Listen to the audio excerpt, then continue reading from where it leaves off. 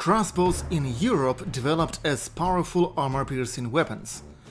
With time, they got either long beds, which you could put on your shoulder, or even butts, which you could lean on your shoulder. Moreover, late crossbow bows were made of iron, and you couldn't pull them with your hands. To pull the iron bow of a late European crossbow, special winches were required. So the European crossbows became so powerful that you had to lean them on your shoulder to compensate recoil, and their strings and bows packed so much power you couldn't pull them without a special mechanism. Chinese hand crossbows didn't have any butts or winches. That means they were much weaker and technologically inferior to European ones, and couldn't penetrate armor used in the West. Or the Chinese didn't use their crossbows as armor-piercing weapons, which is very unlikely. This means that the Chinese armor offered much less protection than Western armor, and so didn't require weaponry as powerful as in the West to penetrate. Another point are projectiles. Chinese crossbows shot arrows. European crossbows were too powerful for shooting arrows. Being long and thin, arrows would just break during the shot.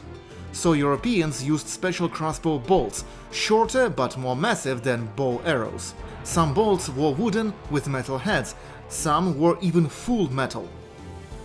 As for the Zhugenu, the Chinese repeater crossbows, they had short range, small weak bolts, and you couldn't aim with them. With absolutely no accuracy and shot power, and short firing range, Zhugenu's only upside was its rate of fire. As a result, although actively produced, their use was limited. Repeater crossbows at war were mostly used when defending fortress or city walls or gates. They were also quite popular as self-defense weapons. Also, they were most probably very useful when suppressing peasant revolts, when you could fire lots of bolts at a tight, unprofessional crowd with no or very poor armor. Thus, we see that European technology in the Middle Ages was far superior than Chinese. Europeans had much heavier armor, offering much better protection, and so Europeans developed much more powerful weaponry to break through this armor.